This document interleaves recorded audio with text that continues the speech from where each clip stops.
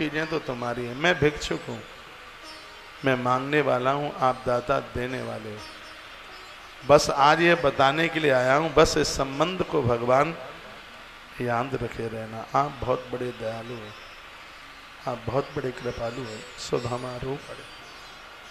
जब भगवान ने यह कहा, मैं एक ऐसा नाविक हूं जो कभी किसी से कुछ नहीं लेता, बस एक आध कीर्तन सुना देना, मैं तुम्हें पार कर दूंगा। भगवान को तुम्हारे रुपया पैसा से कोई मतलब नहीं, भगवान को हमारी सुंदरता और कुरूपता से कोई मतलब नहीं, भगवान को हमारी जाति बिरादरी से कोई मतलब नहीं, परमात्मा को हमारी मकान दुकान से कोई मतलब नहीं, परमात्मा को हमारी और आपकी सिर्फ भावना से मतलब है। हमारी भावना कैसे, वो बस भाव को ही स्वीकार करते हैं। भाव का भूखा हूं मैं, भाव ही एक सार है, भाव से भजते मुझे तब भव से बेड़ा पार। भाव चाहिए, वो सिर्फ भाव के वो भूखे, किसी भी वस्तु से किसी भी प्रकार का उन्हें कोई भी लेना देना नहीं। हम भोग लगाते हमें संतुष्टि मिलती, ऐसा नहीं कि हम भोग लगाते हों, ना लगाते हो तो वो भूखा रहता हो। वो तो पूर्ण मदः पूर्णमिदं पूर्णात् पूर्णमुदच्यते पूर्णस्य पूर्णमादाय पूर्णमेवावशिष्यते। जो अधूरा है वो इंसान है, जो अपने आप में पूरा है वो भगवान है। वो तो संपूर्ण रूप से वो पूर्ण है।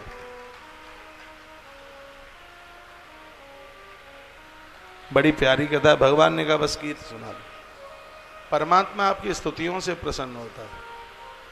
टूटा फूटा जैसा भी आपसे आता है, कोई स्तुति याद कर लो और अभ्यास में आ जाए, रोज सुनाओ। बहुत लोगों को हनुमान चालीसा ऐसा याद हो गया है, वो हनुमान चालीसा के बिना नहीं रह पाते। जो भी तुम्हें याद हो जाए वही स्तुति कल्याण कर दे। आपको पता है, हाथी जब पानी में पूरा डूब गया तो उसको स्तुति ही तो याद थी, और उसने भगवान की स्तुति गा दी, सुना दी, वही तो गजेंद्र मोक्ष बन गया। और भगवान इतने मेहरबान हो गए कि उसे अपने गरुड़ पर बिठा के लेके चले गए। बड़े मलूक लगते हैं जब कुछ श्लोक आप गाते हैं, कर्पूर गौरम। पूजा पूरी हो जाए तो इसको सुनाओ भगवान को। पूजा आरंभ हो तो मंगलम भगवान विष्णु मंगलम गरुड़ध्वज, इसे याद कर लो।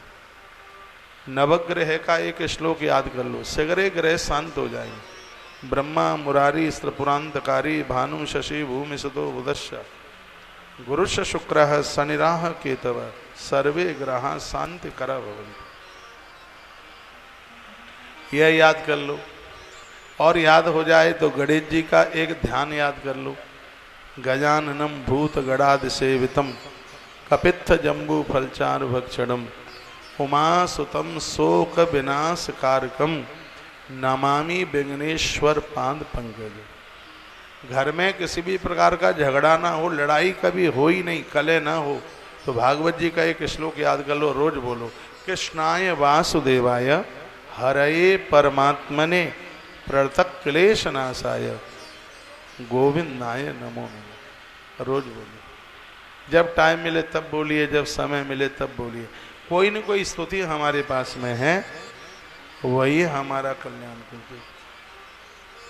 कथा कहती है हर व्यक्ति को चाहिए कि जीवन में कुछ ऐसा एक गुण प्राप्त कर ले कि मम्मी पापा हमें घर से बाहर कर दें, भैया भाभी हमें घर से बाहर कर दे, ये हमारे बड़े लोग हमें घर से बाहर कर दें।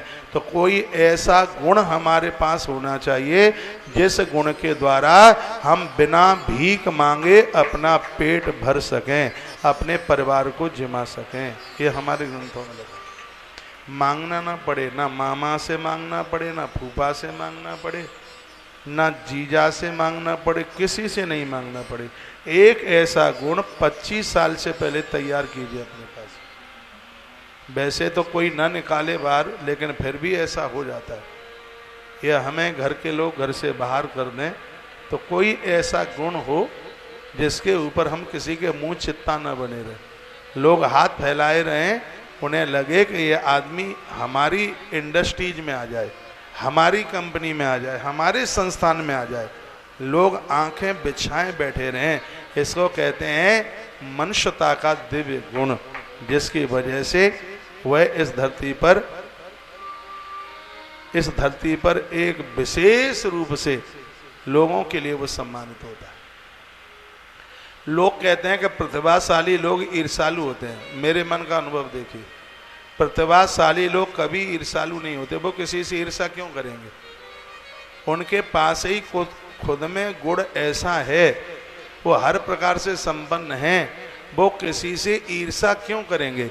ईर्ष्या वो करते हैं जो बिल्कुल नकलची है, बिल्कुल नकली हैं, अंदर से थोतले हैं, बिल्कुल अंदर से बिल्कुल खाली हैं। वो ये ऊट पटांग वो करेंगे, बनावटी पना, हमारी पुल न खुल जाए, लोगों को ऐसे ही भुद्दू बना करके उनको ठग करके वो अपना परिवार चलाएंगे, अपना पेट भरेंगे। ऐसे ढोंगी, ऐसे आडंबरी। प्रतिभाशाली कभी ढोंगी नहीं होता। प्रतिभाशाली जो व्यक्तित्व है वो कभी आडंबरी होता ही नहीं। परमात्मा ने उसको इतनी प्रतिभा दे दी है, उसे ढोंग करने की जरूरत ही नहीं है, उसे नाटक करने की जरूरत ही नहीं है। ईश्वर ने उसको इतनी प्रतिभा दे दी है। मेरी बात को हल्के में मत लीजिए। तो आप जितने प्रतिभाशाली होंगे, संसार की नकलचीपन से आप बहुत कोसों दूर चले जाएंगे।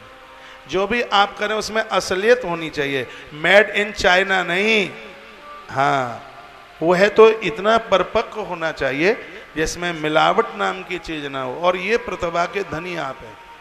मैंने तो यही, आप मेरे प्रवचन में भगवत कृपा से सुनेंगे, मेरी कथा किसी से मिलती नहीं, मैं नकल ही नहीं उतारता।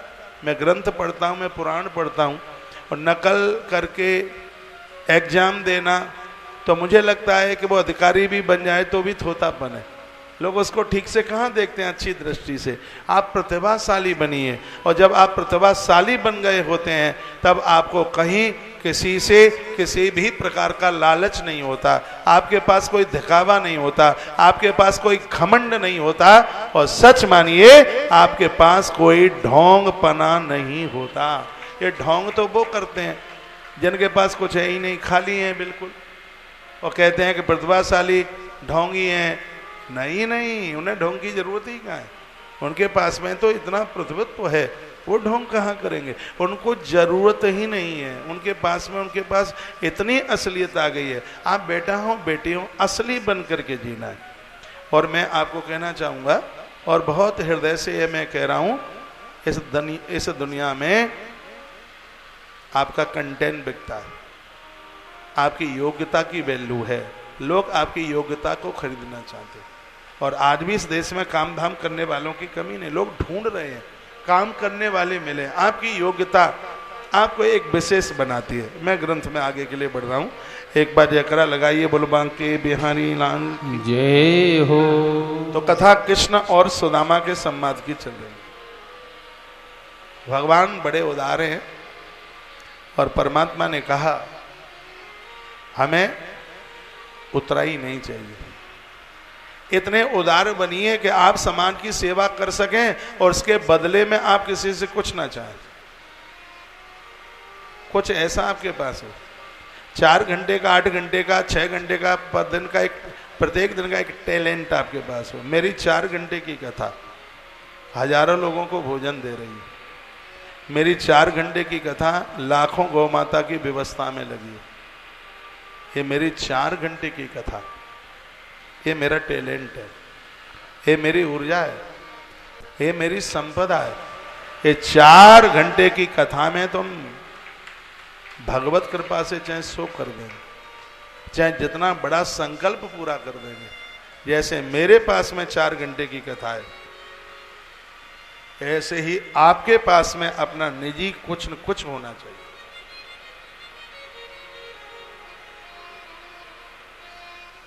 आप में से ऐसे बहुत लोग हैं, मैं ये कह दूं ये गौशाला वगैरह चलती रहे, और कुछ समय के लिए मुझे आपके गांव में रहना है, आपके मोहल्ले में, आपके नगर में रहना है, तो सगरे हाथ ऊपर हो जाएंगे। आप कहेंगे महाराज जी हमारे गांव आ जाइए, हमारे नगर आ जाइए, हम चंदा कर लेंगे, कोई दिक्कत की बात नहीं है, गौ माता को बिल्कुल भूखा नहीं रहने देंगे। आप आ तो जाइए हमारे गाँव में, हमारे नगर में। हम लोगों ने यही तो कहा। लोग आपके लिए भूखे प्यासे से बैठे रहे, लोग आपके इंतजार में बैठे रहे, लोग आपकी प्रतीक्षा में बैठे रहे। सुदामा उन्हीं में से। सुदामा के पास धन नहीं है, सुदामा के पास संस्कार है, सुदामा के पास नकलीपन नहीं है, सुदामा के पास प्रतिभा है। गरीबी थी लेकिन प्रतिभा को समाप्त नहीं होने दिया सुदामा ने। किसी के यहाँ से मांगने के लिए जाते तो प्रतिभा शब्द है लज्जित हो जाते, तो कहीं मांगने के लिए नहीं गए। यह है सुदामा की विशेषता। ये बात हमें और आपको बता रही, जब आप प्रतिभाशील हैं तब आपको मांगना नहीं पड़ता, प्रकृति अपने आप देती है। कृष्ण आ गए, नाव लगाई, ऐसे ही नाव लगा दी, कह दिया तुम्हें पार उतारूंगा और तुमसे बिल्कुल भी कुछ भी नहीं लूंगा। भगवान ने सुदामा को उठाया, नाव में बिठाया, सुदामा ने गीत गाया। आप सुन नहीं रहे हैं, आप श्रोताओं को देख रहे हैं, सब श्रोता हमारे हैं। हाँ, आप थोड़ा सा कथा सुनिए। सुदामा ने गाया, मन लागो रे मेरो राम फकीरी। त्याग में बड़ा आनंद है, देने में बड़ा आनंद है। श्वास छोड़िए, बड़ा आनंद मिलता है। एक बार नाक बंद करके बैठे तो प्राण घुटेंगे। जिन चीजों को तुम बांध करके बैठे हैं यही तो घुटन पैदा कर रहे हैं। जैसे श्वास छोड़ने में बड़ा आनंद मिलता है, आपके पास जो है उसे बांटने में भी बहुत आनंद मिलता है। इसको बांटिए। भोजन करने में उतना आनंद नहीं आता जितना परोसने में आनंद आता। आज हम पुआ परोस के आए, मालपुआ। अन्न खाते नहीं है तो भी पेट भर गया है, परोसते ही परोसते। इतनी खुशी। आप बांटिए। एक कथा यही तो कहते, कृष्ण ने बांटा, संग्रह नहीं किया। नंद बाबा का ब्रज प्रभु ने स्वीकारा नहीं। कंस की मथुरा, नाना जी ने तो ये कहा था बेटा सब दे रहा है, लेकिन जो पुरुषार्थी लोग हैं वो दूसरों की अमानत पर जीते ही कहाँ हैं। मथुरा का कुछ नहीं लिया।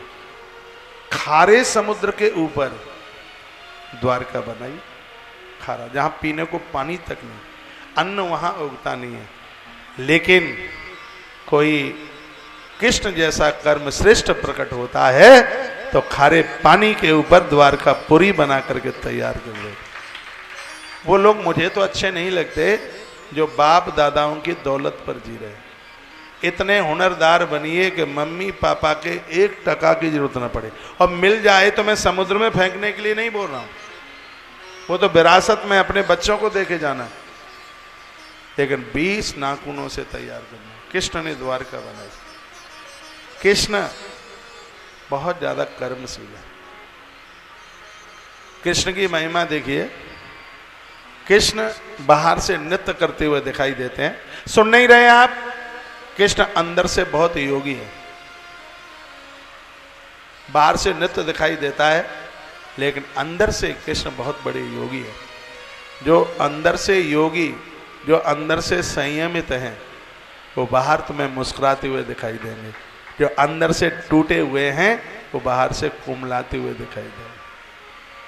कृष्ण से बहुत सीखने को मिलता है। देखने में कृष्ण साधु नहीं दिखते, एक राजा के बेटे दिखाई देते हैं, द्वारका के राजा के रूप में दिखाई देते हैं, लेकिन कृष्ण अंदर से साधु है। ये मैं उन लोगों को बोल रहा हूँ जो यहाँ व्यापारी बैठे हुए हैं, व्यापार बिजनेस नौकरी करने वाले बैठे हैं, वो ये चाहें कि हम साधु नहीं दिख रहे, हम भी महात्मा बन जाते। साधु बनने की बिल्कुल जरूरत नहीं, महात्मा बनने की बिल्कुल जरूरत नहीं है। कृष्ण के तरह जीवन जीना, अंदर से योगी बन करके रहिए, बाहर से मुस्कुराते रहिए। अंदर से प्रसन्न हो गए तो बाहर की मुस्कुराहट को कोई छीन नहीं सकता। कृष्ण ने नाव में सुदामा को बिठाया। नाव किसी का हृदय है। आपके हृदय में सुदामा जैसे लोग ही बैठने चाहिए, ठग नहीं, लुटेरे नहीं, अच्छे लोग। जहां जो मिलता है उसे कोई हृदय में बिठा लेते हैं। प्लेट फाड़